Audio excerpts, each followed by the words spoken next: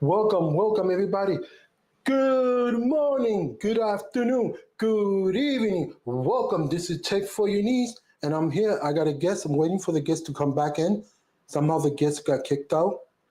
So, yeah, we're going to talk about general topics. Going to be mobile, what's have been released, what's coming up, Pixels, Apple events, and everything. So, I'm just see if.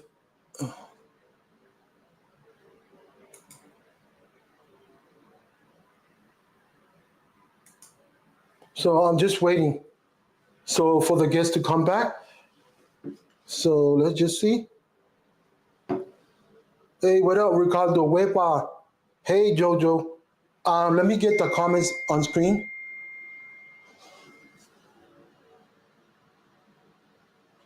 Just leave and come back. Michael Pepper. Sorry, he just texted me. Bear with me. I'm trying to get the comments,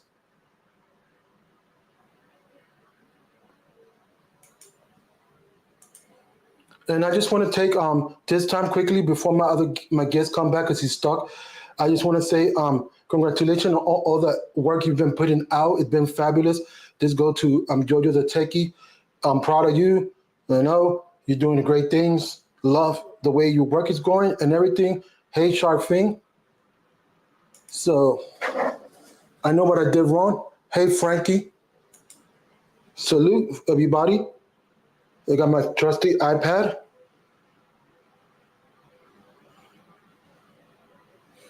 So far, I'm loving it. I am very happy with everything's coming out. Pixels is, oof, man. Okay, let me send the link again to Michael Pepper because it's not working. So bear with me. Thanks for writing that to me. Send it again because it was my fault. I made a mistake. So I send the link again.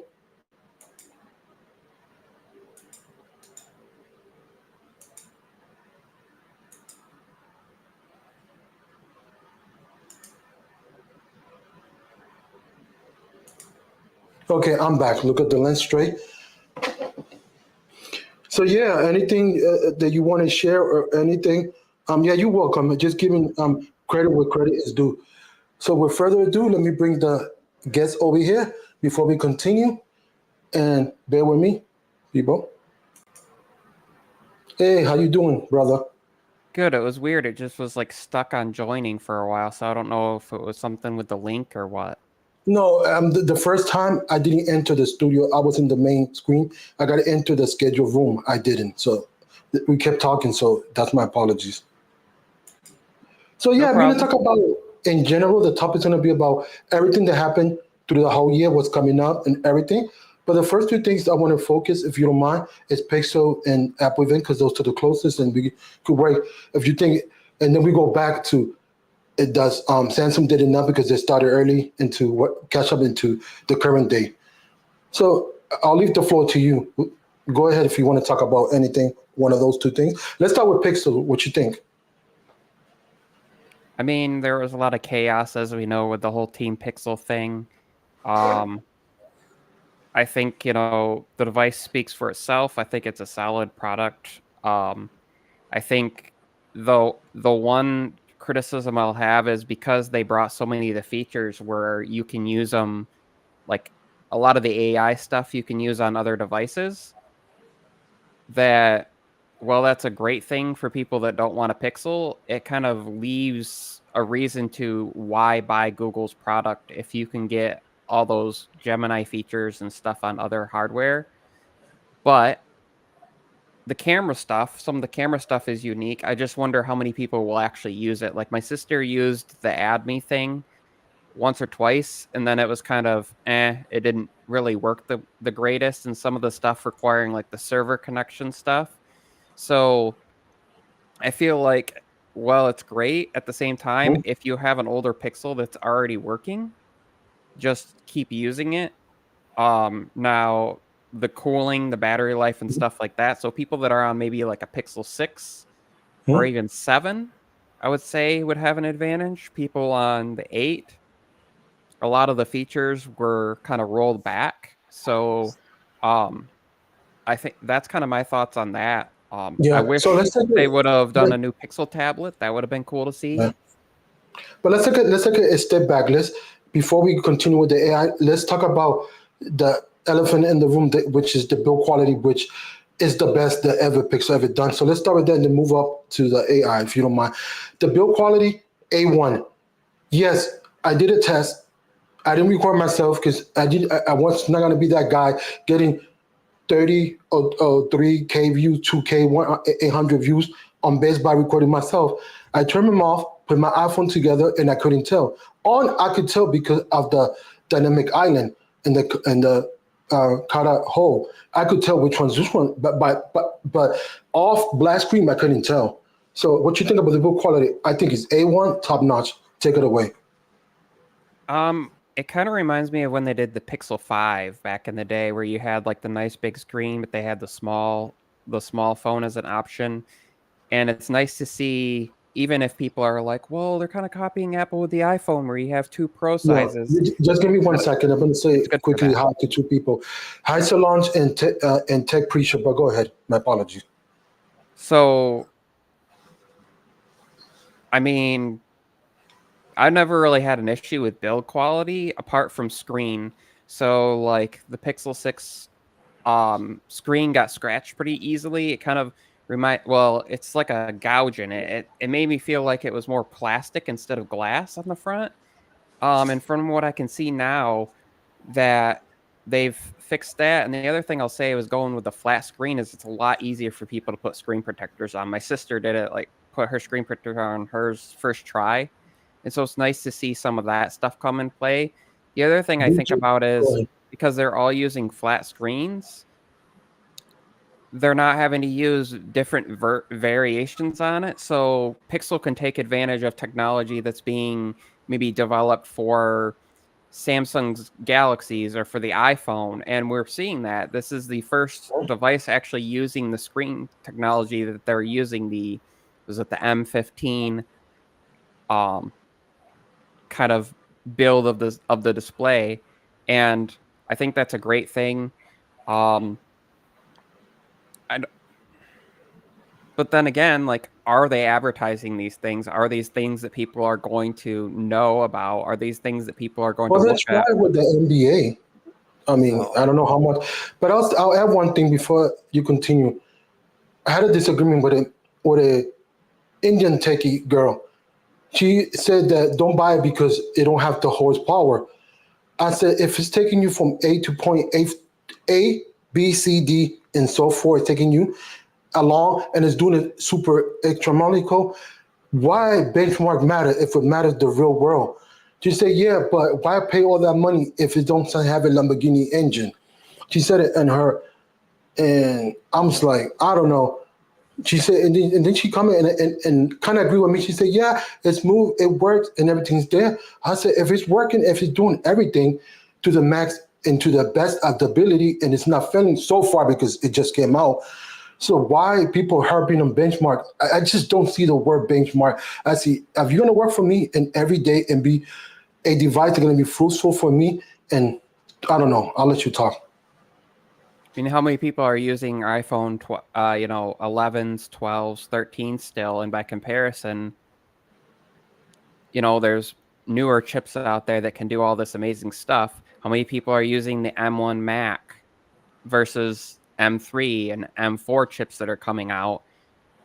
I mean, that talks about sustainability, buying new just because it's new, and then what happens to your old devices. I think that, as Mhm. long as it's able to do the things you need it to do, and that's the software based stuff on it. People like the call screening and they like the ability to take good photos, and Pixel's processing with their software has been really good for years.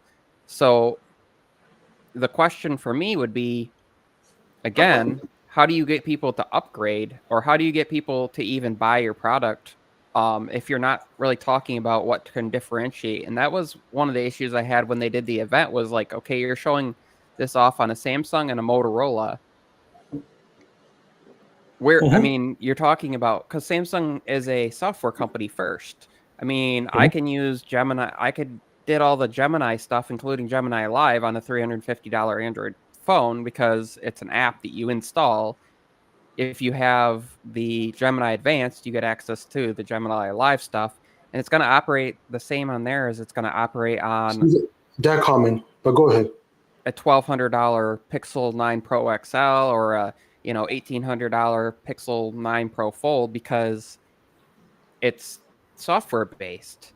So then Okay, but let's break it we can down. get into how they delay, how Android 15, it didn't launch with it. Normally they launch a new phone, they launch the newest operating system because they don't need to. None of those features that they talked about are Android 15 reliant yet. And when that comes out, then we'll see some of the new features, some of the satellite stuff. But it also makes me wonder, the 7-year promise. I think that speaks a lot to how the hardware won't change substantially enough that you won't be able to upgrade to the newest features. Which, if you think about it, in the last 4 or 5 years on Android, on iOS, neither side has really had to have where it's like, okay, here's some breaking point. But we're starting to see that a little bit on the iPhone side where hardware affects it. Yeah, I just want to, before we continue to talk about this comment, all right, let's go back and let's talk about the usability and the percentile of users. We are the 1%. I know one person that only got a Pixel, my cousin. She don't know about call screening. I was trying to teach her the other day. So all those features are going to be there, but many people don't know. So we gotta talk about everybody. So I'm basing it on the majority, like Eric said, the declarers. I'm using his words. And I hate his word, I was consumer, but let's be real. Most of the people don't know what they have in their hands. They buy because, oh, this is a flagship. I need a Lamborghini.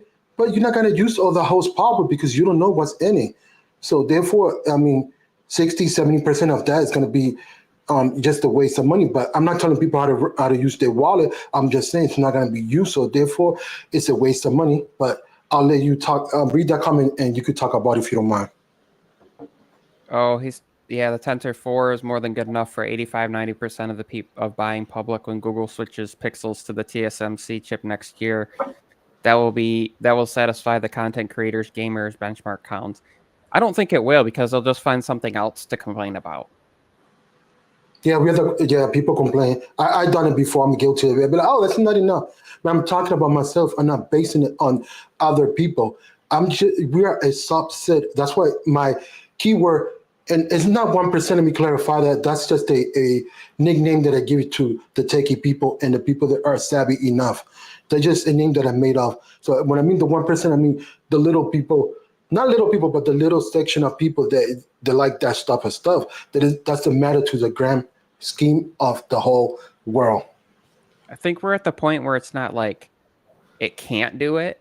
It's that people don't want to have the time delays. So when they're saying like, oh, it doesn't benchmark to the same, it's like, okay, but how quickly does it like, is it really going to make a difference if it can export your video a little bit faster because you still have your thumbnail you're working on? Maybe,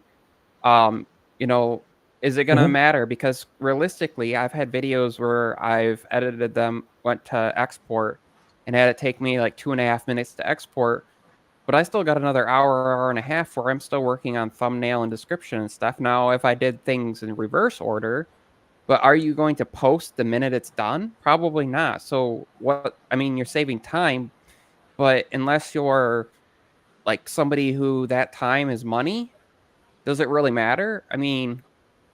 And most people that are going to care about that are probably not strictly using their phone anyways. They're using full setups to record. They're people who are into gaming, they're having gaming consoles. They're buying like the Asus ROG Ally gaming handheld console, or buy it for what you need it for. I wrote something out and talked about how like you can hit a screw in with a hammer and you can pound a nail in with the handle of a screwdriver, They're both tools, but that's not what they're intended for. So why would you do that? So Exactly people are my trying to point. make the Pixel. They're trying to say like the Pixel's a screwdriver, right?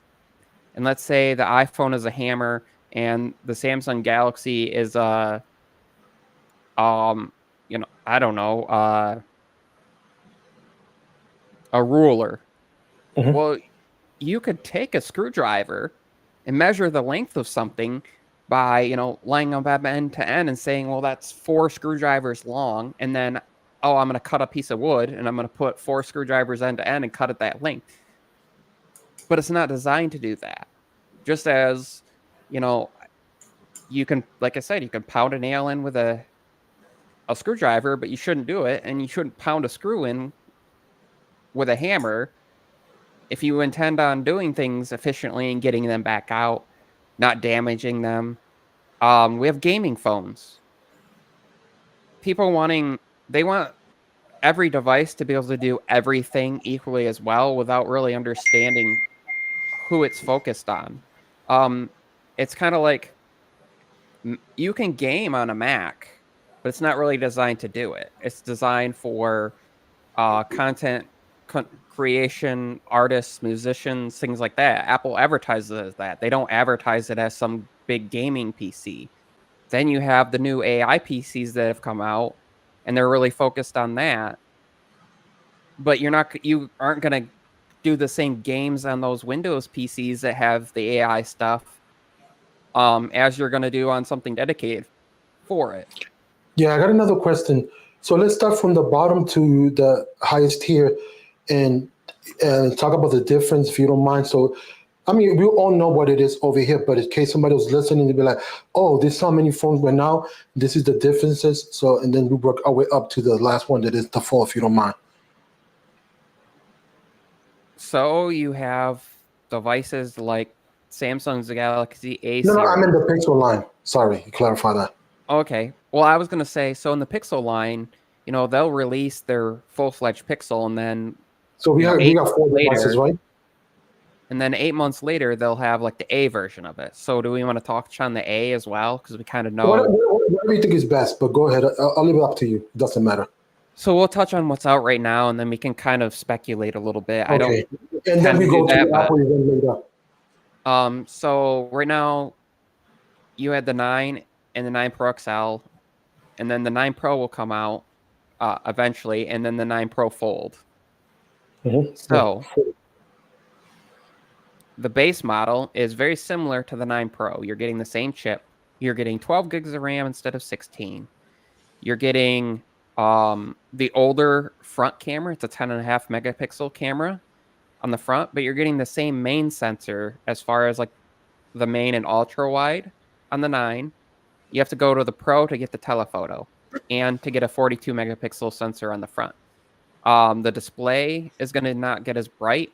It's also only going to do 60 or 120 hertz because it's not a full-fledged LTPO, which allows them to go down from 1 hertz all the way up to 120.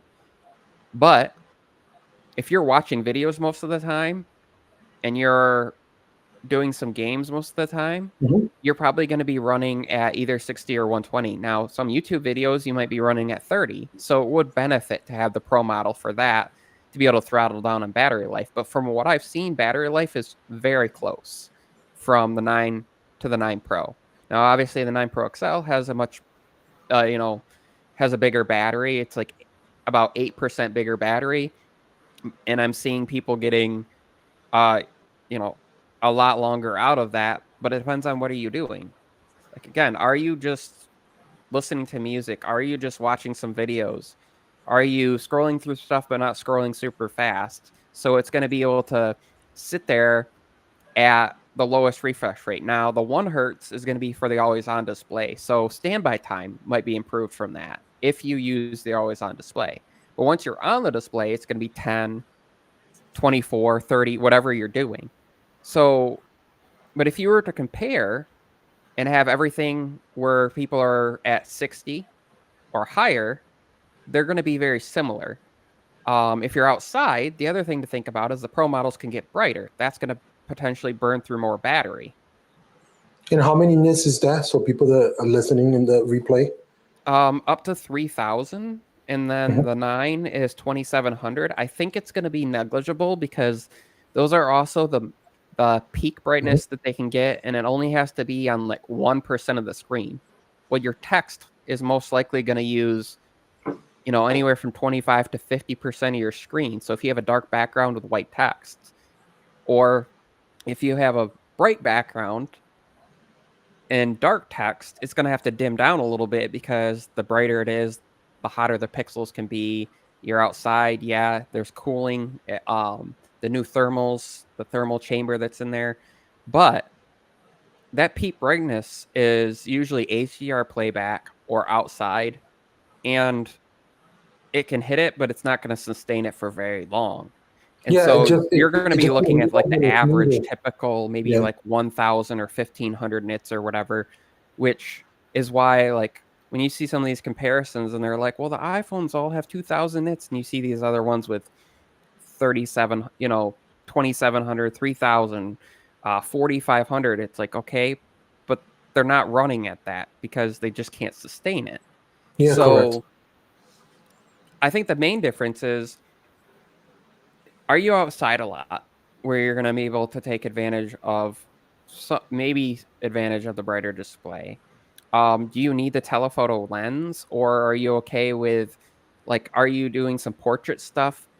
Because it's not going to they don't use the 5x telephoto lens for portraits. So you're Hmm. using your ultra wide and your main sensor just like you would on the 9, on the Good 9 Pro point. and the 9 Pro XL, and it's using the computational learning to compute and provide that virtual depth. And if you're not using portrait mode, you're just using the natural fall off. And so there's that. Now, the other thing to consider is they do allow the the 9 Pro and 9 Pro XL to charge faster, which is a little confusing because I think the 9 and 9 Pro should charge equally as fast since they have the same size battery, they have the same USB-C port. I get the Pro XL charging faster, it's bigger, it's got a bigger battery, and they want the charge times to be the same. Hmm. But I think at the end, if you look at that, are you going to care if it's an hour versus an hour and 10 minutes? I don't think most people are going to even notice. And then it doesn't come with the charger in the box. And then there was discussion of like using their charger versus third party. And there's Oh yeah, nothing to that's true. say. I don't think there's anything to say that they couldn't in the future be like, well, a bunch of people are buying the Pixel 9 and they're all complaining that it's charging slower, and just allow through some software to allow it to charge faster again. And from my understanding, it's a difference of, I want to say it's like, was it 10, 20, 30%. not? I think the difference from what I've seen, it's like 6 watts, and that's when Oh, it's gotcha. first charging.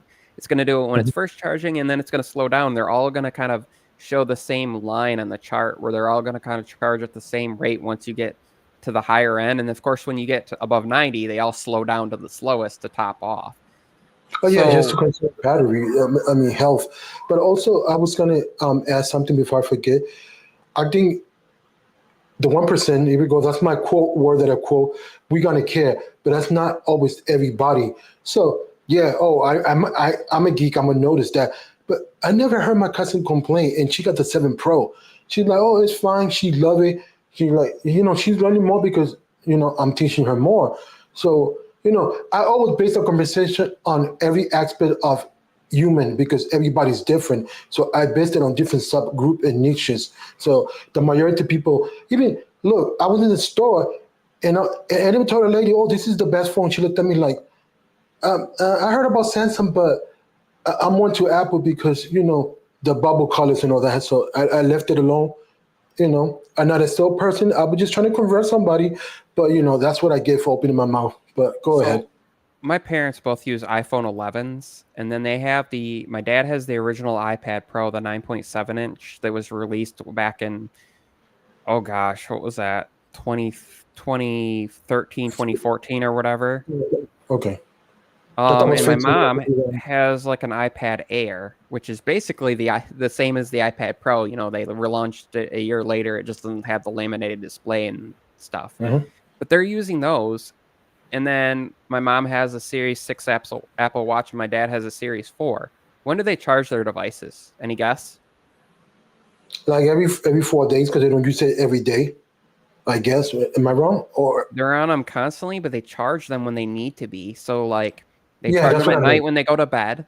So Mhm. like that neither of them use sleep tracking. If they did, they would put it on the charger and probably charge it up in a half an hour or whatever because they're not using their watch a ton, so it's not going to be dead. Their phones, they might And charge before you the end of the day, know, like when my son FaceTimes with them because you're going to burn through your battery. So then they'll plug it in. But most people charge their device when they need to, and most people throw it on the stand at night, and then they wake up in the morning 8 hours later. And I don't know of any phone that takes 8 hours to charge other than I'm gonna get easy on this one, the tank, where you're oh, plugging in your, huge 20,000 milliamp hour battery, and even though it's got fast so charging, it's gonna yeah. take, all night. But typical phones, Hmm. even the slowest, the worst might be 2 hours. If I throw my iPhone on my wireless charger, it might take 4 to 6 hours if it's dead because it's only charging at 7.5 watts wirelessly.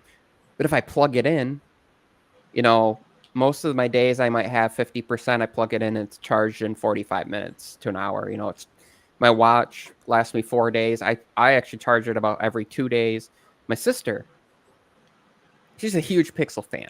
She went from the iPhone 5 and then she was using the HTC, and so was my brother-in-law. They were both using, well, she went from the iPhone to the Pixel, but my brother-in-law was on an HTC M7 and then the M8. Oh, I love that phone. And then when, with the dual speakers, and then when they went away, he was looking for something else. So he went to Pixel. Now, I think he uses an iPhone because he's using his work phone, and that's what they gave him. Um, but I think he still has a Pixel that he uses as like his main number too. But my sister, she had a Pixel 6 Pro, and she was having all sorts of issues. She had it replaced 4 times. Verizon wasn't being Yeah, you helpful. told me that. She traded it and got the 9 Pro XL. And how does she use it? She's taking photos, she's sending messages, she's doing basic stuff where she doesn't care. She's not Hmm. exporting videos. She's not well, she is technically uploading them, sending them out to me. So the only issue is you have to, like, when you take a video, are you waiting for it to, or a photo, are you waiting for it to render in the film roll? No, by the time she clicks to it, it's there and she can send it off to me, and she can add it to shared albums, and she can do what she needs to do. But she's been able to do that since like forever. Pixel 3 AXL she had. She's the average person. She's the person I had to explain what a progressive web app was. She's the Oh person wow. I had to, like, she was like, I had this website I would go to, but I had like a shortcut on my home screen, but it's not an app. What is that? And I just kind of explained, oh, it's a progressive web app. You hit the 3 dots, you hit add to home screen, you can change the title of it, and it goes there. And now you have a shortcut to like the website, which all apps were originally. The iPhone used progressive web apps originally. There was no app store. Same thing with like, early days of Android. And now you have that, and you have it on your computer, and you might get an app interface where you don't really see the browser, but it's there. So what I'm going to say is, then you have the 9A that will come out next year, and we all know how they Do you treat think the they're gonna A. make that? Do you think because they got the nine? I mean, I'm trying to think what is. Sorry to interrupt you, but I hate doing that. But before we get into the watch, into the last parts will be the Pixel, and then we go iPhone. I'm trying to get what is the purpose of that phone if it's too many out? You don't want to be like the iPads, 20 iPads, 20 So pixels. I've Go ahead. never understood it because usually the like 8 months Yeah, later, and now since they released early, unless they release the 9A early next year, it could be like 9 months in between. That usually the base model is available like same price, sometimes cheaper. I remember uh when the 7A came out and you could buy a Pixel 7 for the same price or cheaper. And I'm not talking about buying used. I'm talking about like you could go to Best Buy, or you could even on their own yeah, website. I remember. And I think the 7A is for people that like You see. they want to say they have the newest device. Maybe What was weird was, early, the original, the 6, when they were doing the A series, what was kind of strange is the 5A was actually better than the 5, in a lot of ways. But then the 6, and the Agree. 6A at the time, the real difference was, um, they were doing low, like, we're going to do 120 hertz on our pro models, and we're going to do 90 on our base models, and we're not, and then like the A series is not going to have the same refresh rate. Well, then they kind of stopped doing that. When the AA still had 120 hertz, but um I think they don't tend to use as good of glass. They'll use plastic instead of glass, or not as good of glass. They'll Oh, use glass different build stick, materials. glass stick. Um, they're using older cameras, so Hmm. we have the same cameras that they've had for multiple generations. But again, the software, and most people aren't going to even notice, like, oh, my photos are not as sharp because I'm uploading it to the web where it's 2 megapixels, or if it's like 4K resolution, it might be 8 megapixels. But most people are looking at it on their tiny screen on their phone. It might be 3 or 4 megapixel display, unless you have like a Sony with a 4K Oh, display. one more thing. Go ahead, finish, and then I'll tell you.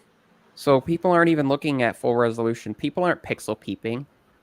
Um, so to me, I feel like the better move is to keep the previous year's model. So like next year, what they should do instead of the 9A is just wait, and when the Pixel 10s drop up, keep the Pixel 9 in the lineup and just drop the price. People might get annoyed, but it's like, okay, um, I fi- I have a hard time because for a while it was 399, 699, and 999 was the pricing for like the 8A, the 8, and the 8 Pro.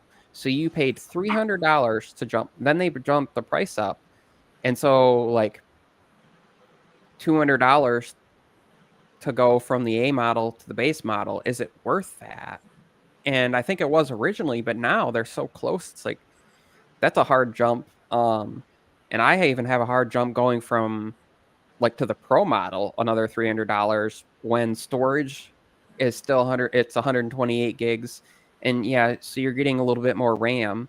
But all the models support video out now. They all support most Hmm. of the same AI features. In the past, and they still kind of do this, where you have to get the pro model to get like zoom enhance and stuff, which is weird to me because that's web based. So that's strictly a software thing. So and Google has been known to, they've done a few times now where it's like, oh, we're gonna keep this to us, but then they realize so many iPhone users have Google Photos that they allow it. Like I can go into Google Photos. Here, I'll go into Google Photos on my iPhone real quick. Uh-huh. Um, And I was going to say something real quick while you're doing that, to talk about the last part before we go to the watch. And I want to stay forever on the phone because I want to give enough ample time for Apple. Um, Event is coming up. The screen is not full resolution, so the average consumer doesn't know how to change it because it's not. It's like the Samsung. It defaults to the lower resolution. so I can go, Hmm. and this photo right here. Hmm. Yep, I could see it clear. You want to see something funny about that photo? Hmm. Let me Go see if for I can it. get back to the original image. Um, Make sure you I'm don't not do gonna mess with. Anyways, it. there was actually a window right. There was actually a window right on that side, like the corner of a window, Yeah, push them. Yeah, right there you there. go. Now it's in the frame. Yep. Right there, there was a corner of a window. I edited that out in Google Photos with their whole magic editor thing. Hmm. I didn't have to own a Pixel, Okay, but that so all I that's had to marketing. do.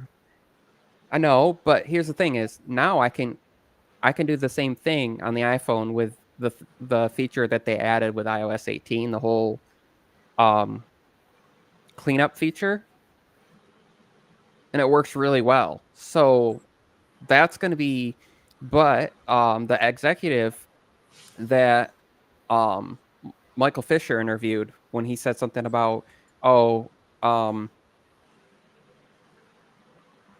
we could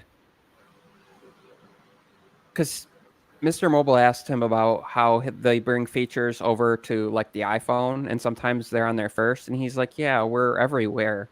And basically, then Michael Fisher goes, "Well, Gemini, what's the likelihood of some of that stuff?" Well, here, guess what? If I go on my iPhone and I Mhm. search Google and I bring the Google search app right there, Mhm. right up at the Gemini. top, that's Gemini at the top. Am I mirrored? No, I don't know if you are, but Can you read that? yeah, but it's backwards. But I could read it. It's Gemini. Hold on. I will do something real quick. Ready? Okay. There we go. Well, there you go. You know how to fix it. So Gemini, Hmm. I can get all the same Gemini features with the exception of Gemini Live because for some reason that's Android side only, but it doesn't require the Pixel chip. Yeah, Um, but let me explain I something to mean, I that could quick. run into the other room and grab a. So the thing to me is, you could have a $350 phone, and you're like, "Well, I want all these features." Well, so you could pay $20 a month and still have and be like 5 years from now and have paid less than just buying a new phone. So if you like the phone you have, so for me, I love the idea of the Pixel. I just Mhm. kind of don't like how Google is giving away a lot of the features because I think it's because they know they have a small market cap and they need the information. So Yeah, if and they also they're trying to get more consumers to, oh, I'm in Apple, but I like this. It's better than Apple. If they think it's better, let me jump. It's marketing. It's all about the marketing part and strategy and that part and that part. So I'll let you say the last word to wrap it up, so we could go to the watch and then the phone. But go ahead. I mean, why do you think they fear the whole idea that they might have to separate and the whole idea that they might not be able to be the default search on the iPhone anymore? Data. If they relied on Exactly. strictly the number of Pixel devices running to be able to um, scan for your information and be able Let to me say one scan thing real quick. images, It's very important before I let you go. Before I let you, I mean, not go. I'm sorry, talk. My apology. Data equals to money. Go ahead. You know that's what it is.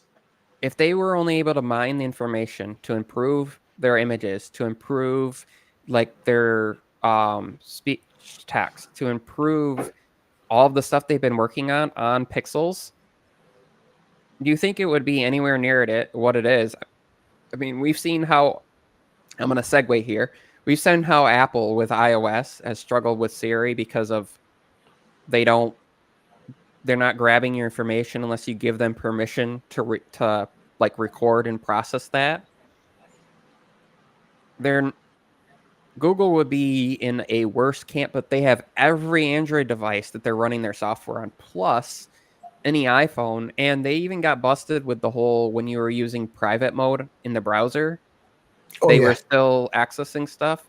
So here's the thing: people who think I'm like hating on the Pixel, no, I just want a device where I know that it's going to provide something different, and I want to know the advantage of that difference. And I haven't seen any video that tells me other than like call screening, which I could buy a $150 Pixel that's 6 years old and use that. What's new? And people say with the iPhone, what's new? They all are doing it. Samsung does it. I mean, actually, on a Samsung, you have Bixby's call screening is pretty good. Um, and but like what reason should I buy your product versus Yeah, going the elsewhere? It's the same differential. like reason why my pitch to companies is always like, what can I offer that no other channel offers? Why should you work with me? Why should you watch my videos? Well, that's part of the reason I do things the way I do. And, I don't only talk tech, I live it because that's true to me. I live with my technology and that's how I relay how I'm using it to other people. And if they use it like I do, well, then maybe they want the same product. And if they don't, I can say, okay, this is the type of user that should use it. And Google could do the same thing. But I think they're really bad at marketing, which is ironic because they're a huge advertising company. But I think they're just, and then they don't give it to people that understand how to market those things or that are using it for different things. They give it to people. Most of their upgrades, they're not coming from Samsung, and they're saying, well, they're coming from iPhone. I doubt it. I think they're coming from Pixels. You have Team Pixel, you have Pixel fans. It's people who already own it are upgrading, and that's a problem. NBA players and so forth. But let's talk about the watch, if you don't mind. So, The watch. what you think? I mean, they're a bigger size, but I still, eh, Depends on your I use. know. Like my sister had huge But let me say issues. something real quick before I let you talk. I know I'm gonna get hate for this. Probably is my channel, but for me, it feels too feminine. I'm sorry. I'm gonna agree with other people, but it's just my take. And if I'm gonna be a true and sit here and be a reviewer, I'm gonna give my opinion. That's how I feel about the product watch.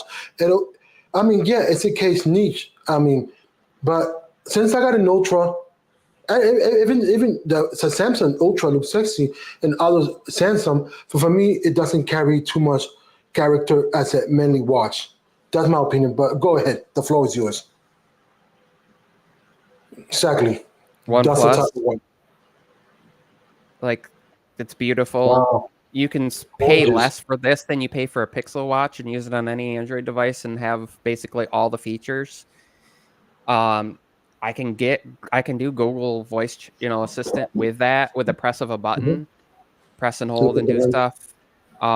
They have like the dual screen technology and the dual chip where when you're just using it to do some minor stuff, it can shut off. So like at night, if Mhm. you use it for sleep tracking, but you don't want all your notifications interrupting you, you can have it switch over to this mode where it's a hibernation mode, but you still get your sleep monitoring and your heart rate tracking and stuff, but it's way more efficient.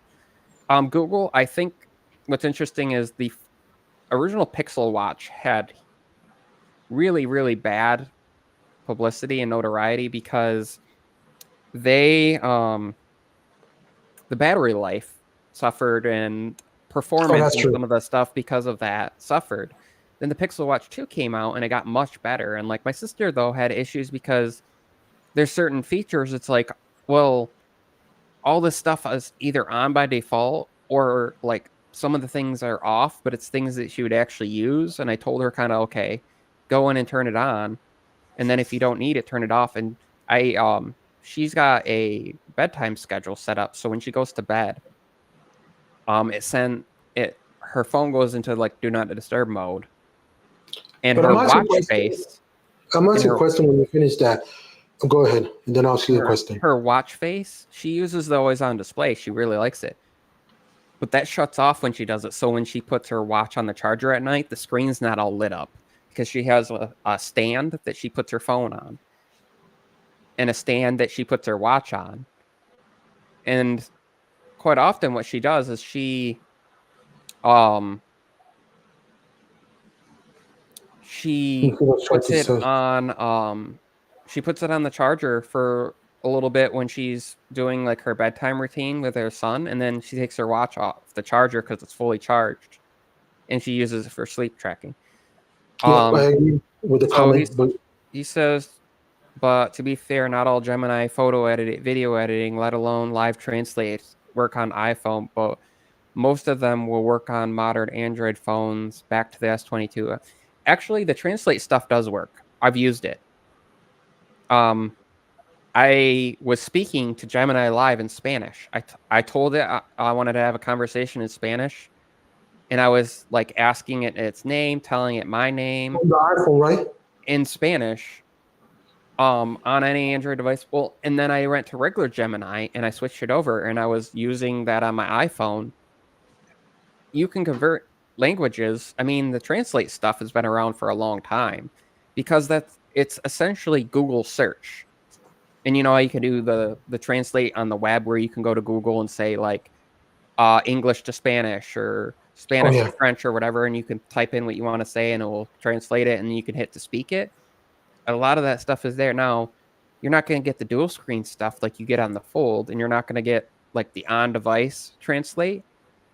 But then again, they have so much that relies on web connection that you could say, well, I'm going to lose out. You could argue, well, what about all the features that rely on the web? And all Gemini relies on the web. Now some of the stuff is device side.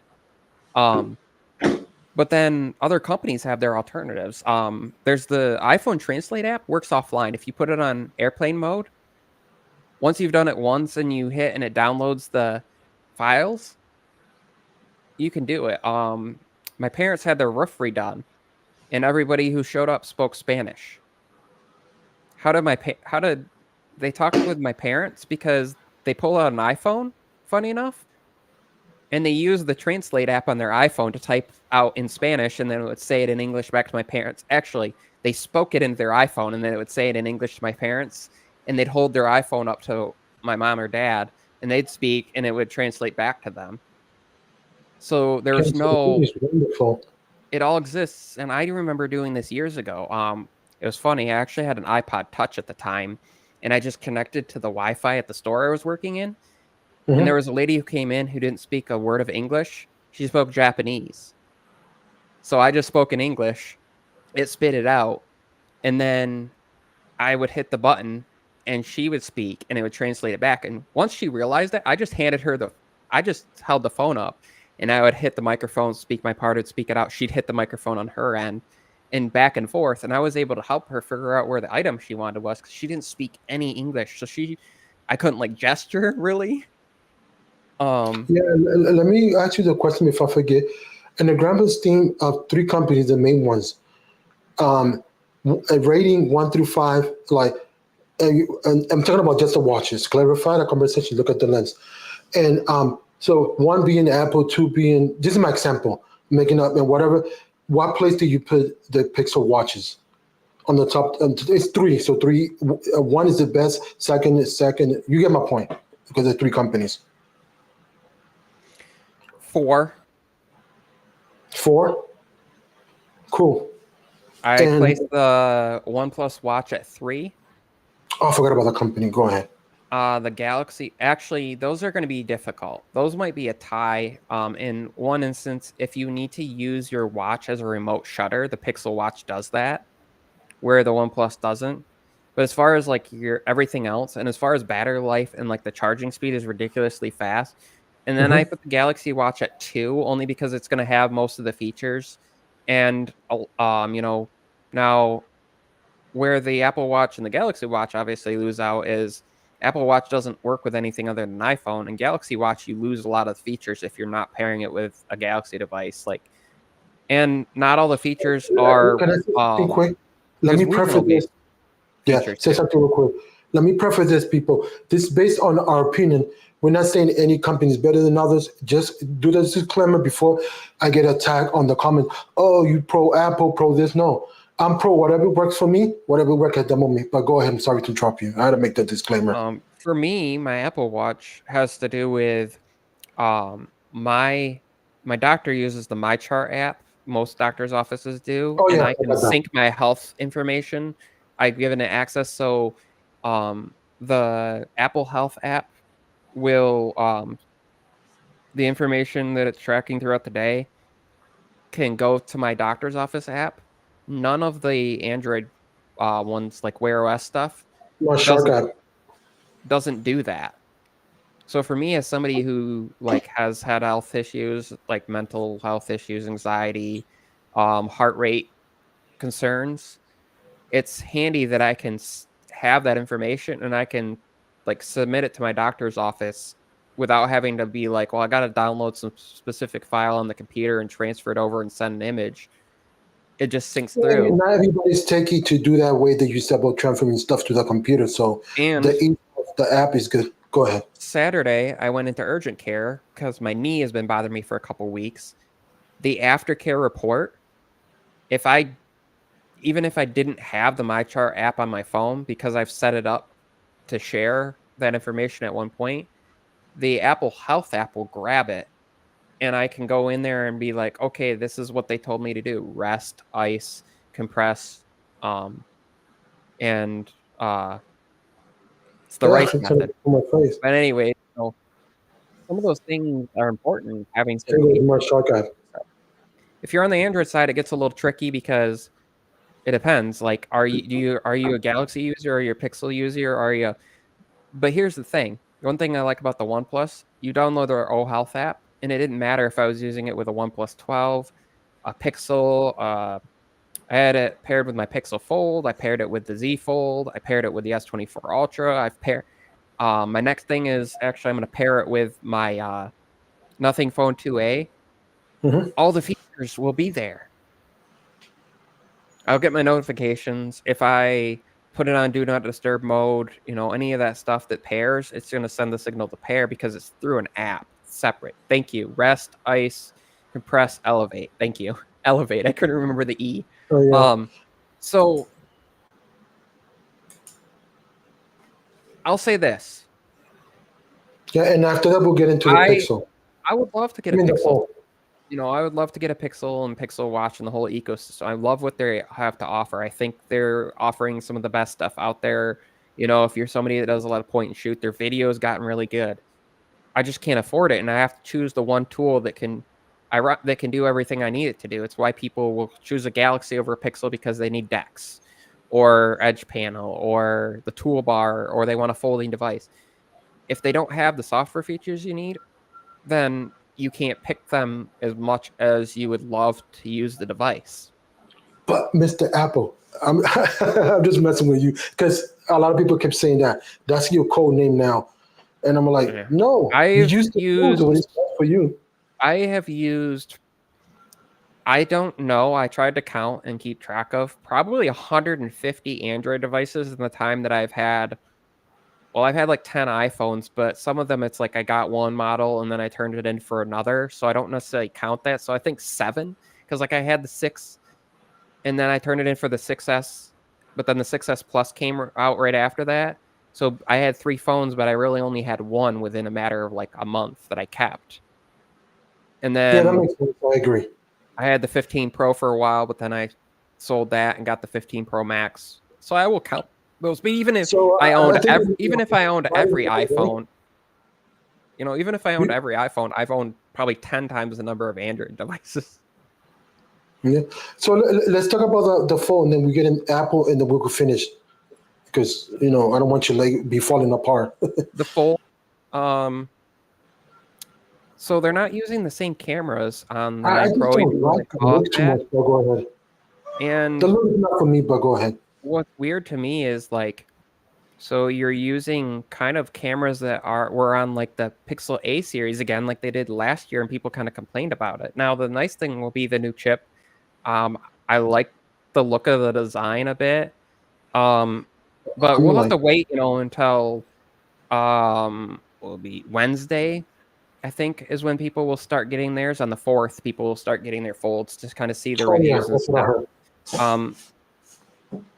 But really, if you're somebody that's spending that amount, you probably are nitpicky. You're probably somebody who's going to be like, I want the best cameras and I want, all this stuff. And it's like, I feel like what would have been a smart move is if they could have put it at like 1,500. But why the full market is so expensive and it doesn't bring the thunder? So, and I'm talking, when I say full, we're talking about everything and everything.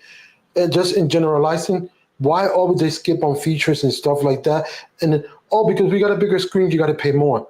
But and they don't even have the best software. And like the Z Fold costs $647 to make versus 400 and something. Like they charge, so it costs about $220 more to make than like a regular S24 Ultra, but they charge $600 to $800 to $1,000 more than like if you went from base. So base Pixel, they're going to charge you $1,000 to go from like a Pixel to a Fold. Well, $900 to $1,000. You're not even getting the same cameras or better cameras necessarily. And then software optimization, there's the taskbar. So for me, and I've said this, and I hate this, but because I don't like Samsung's heart, I don't really care for their layout, but they are the software king when it comes to foldables. Like the toolbar actually works, how they force aspect ratios to work. Even the orientation is interesting because you have to rotate it, but then means your speakers are oriented because they're on the top and the bottom. They're left and right. Google put their speakers on the top and bottom, which was cool because you had like a left and right separation even when it was like portrait mode. But then when you open it on the original Pixel Fold, how that orientation was wider, so it was perfect for video. You didn't have to rotate it. But then if your hand's underneath or you have it setting on a pillow or like on a dock, you're blocking the bottom speaker. Very muffled. So, in desktop mode, you know, if you need that. But again, like I said, for the features you want. And for most people, you know, a base model iPhone, a base model, you know, a base model Pixel, now like the S24, if you don't want to buy like the A model, or you're not going to buy like an iPhone SE because you just want an iPhone to connect to your watch or to you know, message on and do some basic stuff and you know, take decent photos, but you don't need, you know, you're not a power user, so it's going to get you through your day. Most of those people will do that and be perfectly fine. Yeah, I'm on to the last question. I'm going to jump to Apple and give like 15 more minutes to the Apple, and then we'll close stickers. Sounds good. Okay, so the last thing I'm going to ask you about, I don't remember because I should have looked it up. It's my fault. When you open the screen, do you still have the black bars like the first generation? I can't remember the Pixel Fold look, the new one. Narrower bezels. They don't actually have where now like the hinge, where it was kind of like the screen had to go in further because the hinge was where like the hinge was in the bezels. Correct. It's now That's what more I'm on talking par with like the OnePlus Open or like the Z Fold where the screen goes over further. There still is bezel there, but it's not super thick. I actually That's kind a of liked big having number. the wider bezels on the original Pixel Fold because it gave you area to hold, because it's essentially a mini tablet. You know, most of the folds are either a phone that opens into a mini tablet, like the Pixel Fold, like the OnePlus Open, like Vivo's X Fold. You know, it's kind of a normal phone size, and it opens into, you know, a rectangle that's like a mini tablet. Or you have the Z Fold, where it's basically a mini tablet that's more square. And when you fold it, you get a narrower outer screen. Well, I liked the original Pixel Fold having a little something to hold. Oh, okay, gotcha. But what about palm rejection?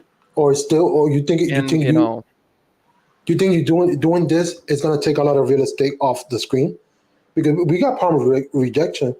I don't know. I like bezel-less in that form factor. I don't know. Go ahead. So I kind of, funny enough, I remember like the iPhone 6 being one of the fastest I could type on because of the width, but also, you know, you had the Touch ID across the bottom, so your screen started up further. So you look at your thumbs and all your fingers, the pads on your fingers start up higher, right? So when you're holding a device in your palms, typing down lower, you're actually having to go like this in on your phone instead of the natural orientation. Oh, So even on a fold, I kind of liked. Now the nice thing with yeah. software, like you know, most phones you have, even on the iPhone, the keyboard right at the bottom, there's a space, and then your keys start up higher.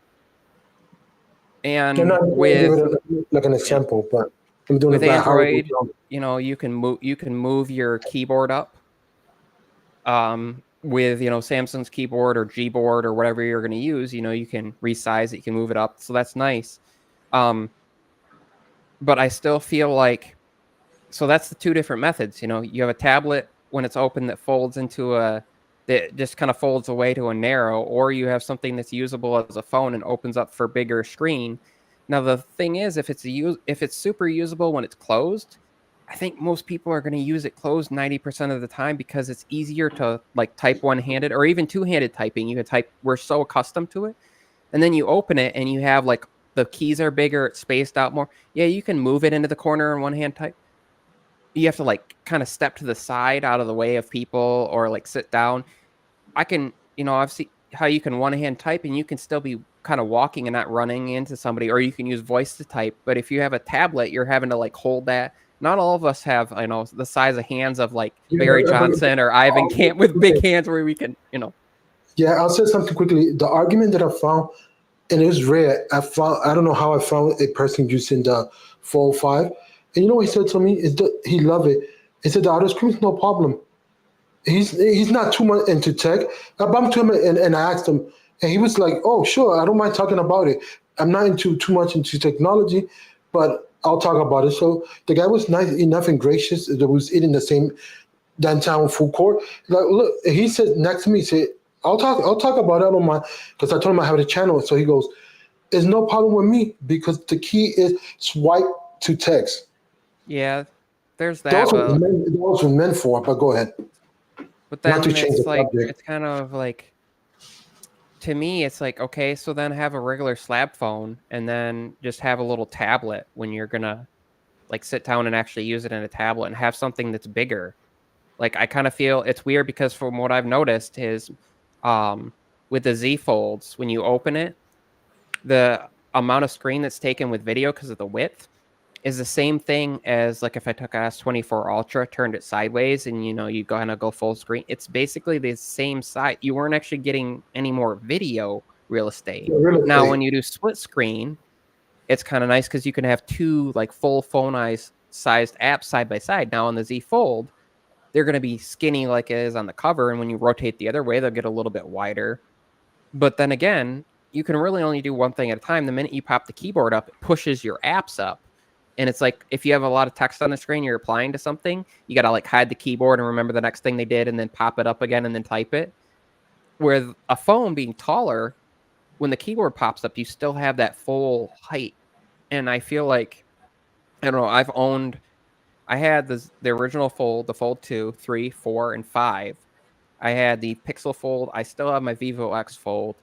And they all, to me, struggle at really being a good phone or a good tablet. They're kind of a mix. You're not really getting the best of either. You're getting like moderate of both. And you're paying a price where like you could buy a OnePlus phone and a OnePlus tablet for what you could get the output. Now, the nice thing is you have a pocketable something pocketable, right? So you put it in your pocket, it's pretty narrow. The narrow phone of the Z Fold was really nice to talk on because it's tall, so it like lines up with your ear and your mouth really nice. It's narrow like a candy bar phone. And then when you do want to sit down, you can open it and you have a decent sized display for like typing on. People who have visual issues, I could see really appreciating it, but then they need to improve their accessibility. That's the other thing. You saying that the market still haven't figured out, the full market haven't figured out a happy medium between both. Am I understanding correctly? So I equate it to, remember when the original iPhone came out? It's a phone. It's a music player. It's an internet communicator, right? It's a phone, it's an iPod, it's an internet communicator. Every phone's kind of been that way since you add some features. The Fold, I feel like it's a solution to a problem that doesn't really exist. So like you have to kind of create a problem in your mind to reasonably say why it exists.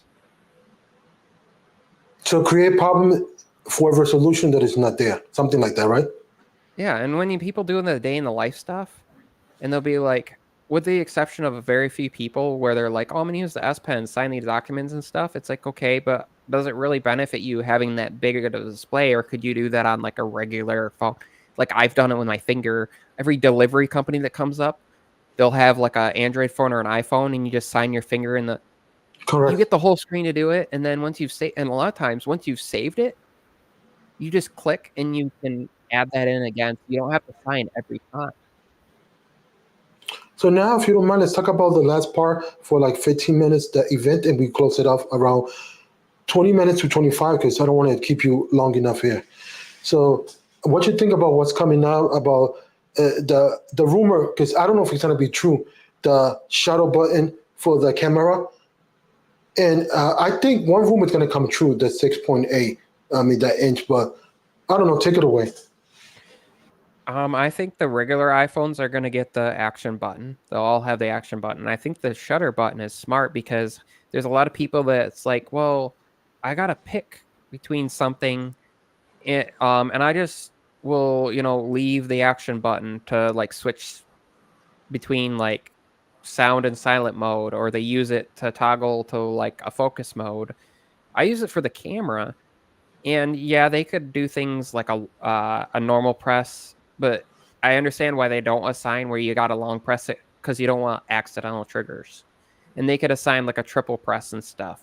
But triple press, if it picks it up on the first press or the second press, and because you've got to do a long press, how do you do would you have to do like long press the first one and then click real quick? There's some issues where like um I think a shutter button, well, and positioning it down lower would be great. And then you can assign different things and you can have that always be a camera button, and then your action button is just for whatever you want as an action button. You know, if you think about it with the Apple Watch, we have multiple buttons, right? And you can assign certain things to do the one. Like I have mine as the Yeah, flashlight for the action let me button, see this comment, but go ahead. and then you have your like side button, and then you have the your what do you call it? You scroll with is also assigned as a button. So adding another like capacitive type of thing for photos, I think it's smart. Yeah, but just reading the comment quickly before. I don't want to neglect And nobody. now that third parties like Halide and some of those, where you can put it as your shortcut on your lock screen, you can assign it to the action. The cool thing is, so you put it as your so on the lock screen. There's always been like two ways to access your camera. You could swipe to the side, or there's the shortcut. Well, the cool thing now is you could assign a third party camera to be the button, or you know the lock screen button. But what's cool is if you want to get into the main camera and just use Apple's main kind of point and shoot style features and maybe ProRes and some of that stuff in there, and you like you could swipe to do it. But if you wanted to get to a third party, you could press on the lock button. Thing is, like, I feel like having a physical button like the action button is better for people who maybe have like visual impairment. It's like, well, why are you taking photos? Well, they will actually guide you to a line. There's accessibility stuff in there. And it's another feature they can say they offer that other companies don't. You know, kind of reminds me of when there was the Bixby button and you had the power button, you could assign them to different things. So Oh yeah. Yeah, and my it'll be a question is. pro feature versus a regular iPhone feature. Yeah, my question is. Mini iPad. You think that'll be announced as a surprise? One more thing, because it's been a long time. That's the rumors. I'm 50-50. I'm not 100%, but although people say it might slip in this, I'm might. trying to figure out. I think I'm trying to figure out how they position it, because you have the base iPad, which the price is down now, and you know the iPad 10th generation and the Yeah, iPad Air that's 64 gigs. That's 64 gigs. both used yeah, they both used the same chip. They both had the same like A14 processor. And then you know it's been a while since but every year they've upgraded the regular iPad, but they haven't updated the mini in a while. But how do you price it? Because you have like the iPad Air that's at a certain price point, and then you still have like previous generation iPad Air with the M1. So I guess you get rid of that, and then the mini is kind of like in there. But what chip do you get it? I don't think you can give it. I don't know that you can like because it's rumored that the iPad 11th generation is gonna. So typically in the past, the iPad mini and has the same chip as the iPhone, and the same thing with the regular iPad. Well, the iPad mini, how do you have that be more expensive than the regular iPad that you can get for like, you know, $329 or $299 or whatever, But I told you or what $399? my concern. I told you my concern is I don't know if it's gonna be here for the long run. But go ahead, the iPad Mini, because each year it's getting longer and longer to update it. So from what I hear, the new, you know, the regular iPads, the regular iPad, and if they do an iPad Mini, we'll get the A18 chip. It's gonna have they'll be the same chip that the iPhones have, and then the Pro iPhones get the Pro chip. Because they want every Apple device to get all the new Apple Intelligence features. And so they need to have the new chip. They need to have at least the A17 Pro that was in the 15 Pro and 15 Pro Max, or the A18 chip. I think that we'll see a new Apple TV probably getting the chip, so that Siri on the Apple TV remote gets updated features. I think at some time we'll see new HomePods so that Siri gets the new features, because can you imagine you can send certain texts with your voice on your phone, but then when you go to do that with like a HomePod, it can't do it, or you go to ask certain questions on your Apple TV. I think they're all going to get an upgrade. And but the mini is important because it's bigger than an iPhone, but it's smaller than like an 11-inch, and they designed it to fit in like the pocket of like a nurse's or a doctor's jacket, or like a kind of a jacket pocket Yeah, for but like my concern is pilots and that, stuff. but I'll tell you what's my concern. Sorry to interrupt you. My concern is supply over demand, meaning if not enough people are going to buy it, why have a product in the line that is not going to generate money? Because I A, don't see it too much in the wild. a lot of people have bought the mini, and a lot of people bought them when they were hoping that there would be an update last year, and then they didn't, and they continue to buy it because even though there was like some concerns with like the whole jelly scroll thing, the size, it fits in one hand. um it's a lot lighter, the cost being cheaper than like the iPad Pro or like the iPad Air. And then you can get a cellular model, people using them in their tractors for like navigation, or even putting them in their car instead of having to have like Android Auto or CarPlay display. Yeah. So if they price the mini right, and I think what we're going to see is I think we'll see I think we're going to see a bump to 128 gigs, because I think the iPad Pros, you know, will be, 256 gig. I think they're going to have to get rid of doing a 64 gig model. I think we'll see 128 and 5 and 256, especially because the 128 chips are like the smallest chips they're doing now. Like it's a single chip. Um, you get two of those in a and for a while, I remember with the MacBooks where they went from like two 128 gig chips to one 256 gig chip, and when they went to the single 256, it was actually slower. Mhm. Um, so I think we'll see them doing that, and then it won't be like a $200 price jump, and you're at 64 gigs on the base. If you want more storage, you got to go to 256, and you're paying $200 more. I could see them putting the iPad mini in there, in the new iPad, and saying we're starting at 128 gigs. Maybe it's $50 more than it was the previous generation, and then it's But it $100 has to to. get to They increase need your connected. storage, and Yeah, because then it has to. It's the next logical. 64 is going to be omitted because of the app size and other integrations. So it's the next logical, natural progression. It's not because, oh, I'm trying to do that because I want to get more money. It's you have to jump into 120 because the software and other capability won't allow 64 no more. That's a yesterday thing. But go ahead. I could see, instead of you having like a $200 jump from the base model to from 64 to 256, it would be $100 price jump from 128 to 256, because you just won't the pricing on both of them will be a little bit higher. But then the nice thing about that is people that don't need 256 but they needed more than 64 have the 128 gig option. And then maybe they want to do cellular, which is going to cost, which you pay another 150 bucks for or whatever. Um, Now with the mini, I could see them, in order to keep the pricing, then maybe it's $100 price point to go to the cellular, kind of how they did with the displays, where it was $100 to add the whole nano texture thing. And Mhm. the mini and the Air will always have, it's just going to have an LCD display. It's going to be maybe lower refresh rate display. The cameras on the back are the single camera. I mean, we did see them change orientation of the cameras on the iPad last year, the base model, before they changed it on the Air or the Pro models.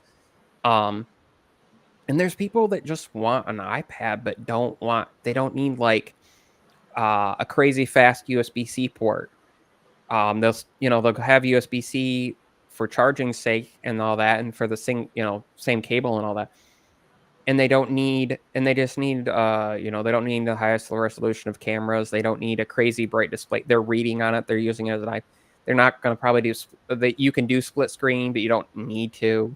You're not plugging it into your computer to do, like Stage Manager. I don't think that they'll add that. I think that's always going to be something that will require an M chip. So the A chip being in the regular iPad and the iPad Mini. Although I Oh feel yeah. like the Yeah. iPad Mini could Mhm. benefit from it the most. You know, you have it as an iPad and you plug it in and you get kind of a desktop UI. But it's smaller. So do you think the translation in all iPads is getting lost because there's too many SKUs and too many iPads? I mean, that's what I wonder also with going the route of the Pixel because the A is as in, I'm just comparing both company, too many product. It's a good thing because we got different price point, but also I don't know. I But think this will unify that, because basically anything that's like an iPad mini or a regular iPad or a regular iPhone has the same chip. Then you got to go to the iPad correct. Air and you get like the previous year's chip, and then the iPad Pro gets the new chip, and the iPhone Pros get the new chip. And so you only really you have clear lineation between what's a regular iPhone, what's a regular iPad, what's a regular MacBook, like, and what's a MacBook Pro. That gets a little confusing. We don't, Mhm. because there was the MacBook 14, the MacBook Pro 14-inch, but they had a non-Pro chip model. But we're not all over the place where you have like 4 different generations of chips going into a Yeah. So I'll leave with the last question to close this. Since you have the iPad, can you describe which model you have and why you picked it in a little bit? Not too much because you need to say that for your video, but a little description how you love that size and what you picked and blah blah blah, like 5 6 minutes, and we'll close it. So the floor is yours. Well, when the first iPad Pro came out, I had the 9.7-inch. I really wanted the 13-inch. It The 13-inch actually came out, and then was, if I remember correctly, the 12.9-inch iPad Pro was the first iPad Pro out, and then they did a 9.7-inch and Correct. upgraded the 12.9-inch at the same time, like 6 months later. And Mhm. then 9.7 became 10.5. Or no, it Correct. became 10.2, then Yeah, yeah. 10.5. Then you have the 11, which is really 10.86 inches. Correct. The 13 is still 12.86, 12.9. So I got the iPad Pro 13-inch base model M4, 8 gigs of RAM, 256 gigs of storage. I edit and put things on external storage. I don't need crazy amounts of RAM because I'm not doing super intense video editing. I'm doing what most consumers probably do with an iPad. I could have gone and probably gotten like a previous generation M2 iPad Pro, but my concern is, like, since they kind of skipped over the M3 chip, how long is that gonna get 2 years less support than an M4? And this is my device that I'm gonna have Longevity. for a while. And then the OLED display, the brighter, the truer colors, still having the high refresh rate, fast transfer speeds, the rendering speeds, because it is now basically what I edit a lot of stuff on. I'm changing that a little bit. I'm using Canva, but I edit my videos in LumaFusion if and I'm editing audio. But lately, I've just been recording on this and just kind of uploading straight to without editing. Mhm. Um, but like editing photos, FaceTiming, all that stuff, they changed the orientation. To me, the pro features are just necessary, and for longevity, I know that I'll have the features I need even as I change things up, as I expand, as I do more. Um, I'm not somebody who uses the Apple Pencil really. I use my finger, so I didn't have to, because I still have the old, like, second generation Apple Pencil or whatever, which won't work with this. I'm actually going to do a video on that. You and I talked about that, but and then I have the Can I say Logitech. something before I let you continue? You know what's this for me? 95% of the time, a mouse pointer. A mouse pointer, I'm always pointing, using this as a mouse pointer, the Apple Pencil. Go ahead. And then I have the Logitech Combo Touch keyboard case, which fingerprints are a little bit of an issue on it, but same thing with the Apple one. It's got the metal back or whatever. I saved about $100 by going with that one. Why you didn't get the Which ESR that is mimicking the the looks of the Magic Keyboard, but I think it's like $80 to $90.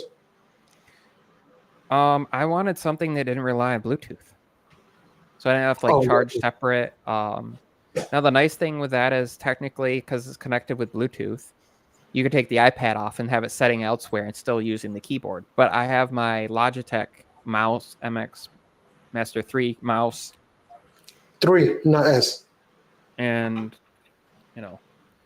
keyboard that I use when I have like I'll connect my iPad up to a monitor and use that as like a desktop style thing, or I'll have or with this keyboard case, because of how it works, I can detach, Detaching. and so I can take just the part of it, just this part of it here, and it has the kickstand, and I'll kick that out, and I can have just that part setting, and I'll grab my regular keyboard and mouse and use it, and I'll have like the mouse on my leg and my keyboard on my lap, or I have like a desktop. It's like a pillow on the bottom, and it's got a thing like a flat surface on the top and a little area for like Oh, I a have one of mouse pad those. on the side, and I'll use that. But I like that I can use it separate, still, like this.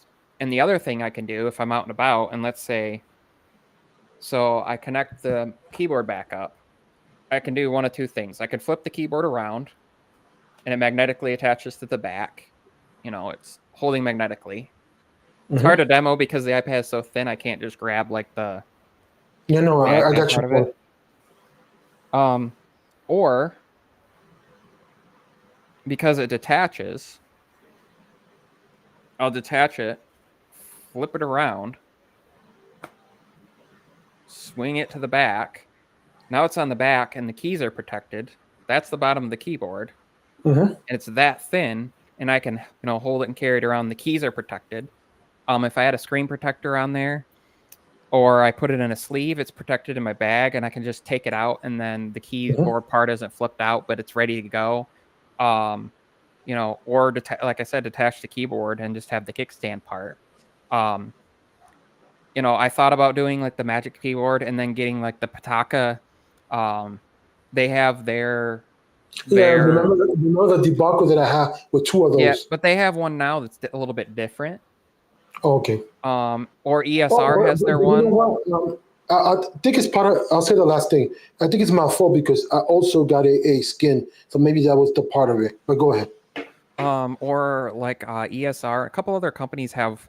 There's some companies that have cases now where you can use them with the Magic Keyboard, and then you take it off. And was it? Yeah, Spigen has one where it's where it's the 3 sides, but then they have a piece that clips in place to protect the 4th side when you're not using it with the keyboard.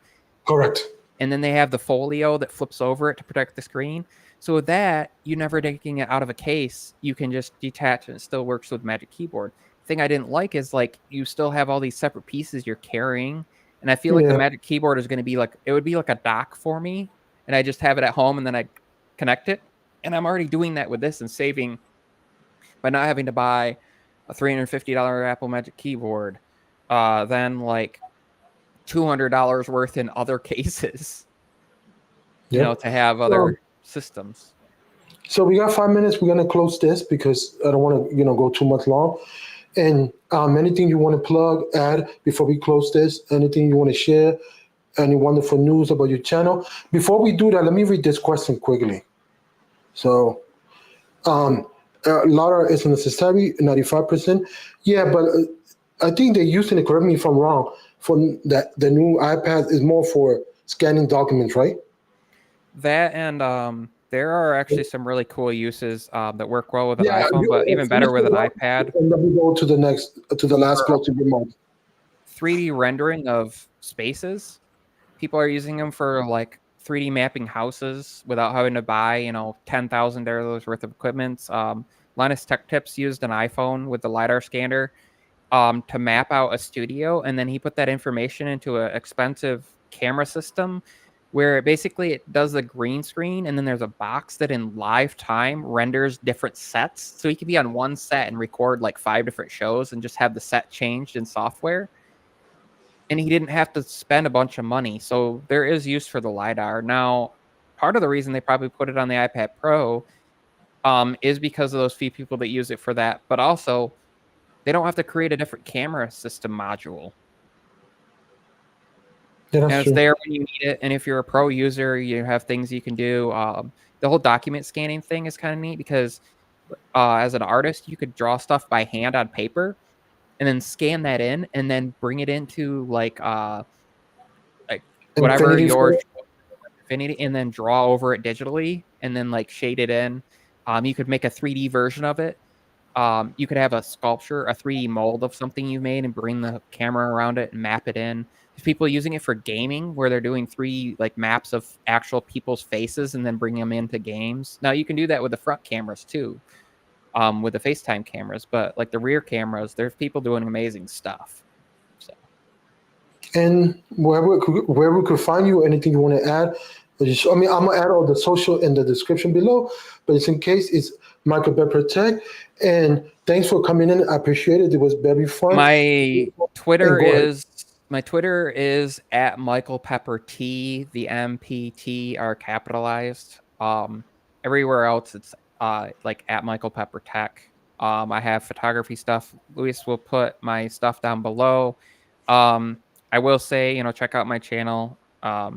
I use different technology, and I cover it all kind of as I use it. I will be covering some technology I've been using for a while and never really touched on. My computer, my kind of setup here, and I That you want to want to do use like a the other setup day. video.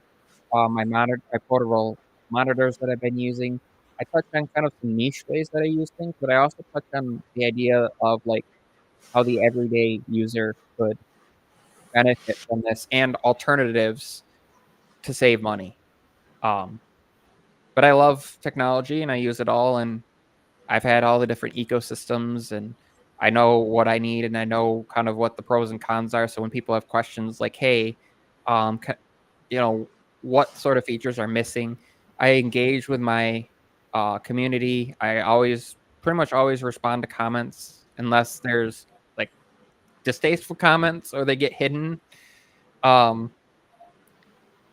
I'm there as the person that is, I won't steal your thing, but tech for your needs. Oh, so let's close with your slogan. So we could close with that saying, if you don't mind. Oh yeah, I don't only talk tech, I live it. And with that said, thank you for coming and watching, everybody. Do everything you gotta like to do. Like, subscribe if you like what you see. With that said, peace and love, and we out. I hope I did it correct, but you get my point.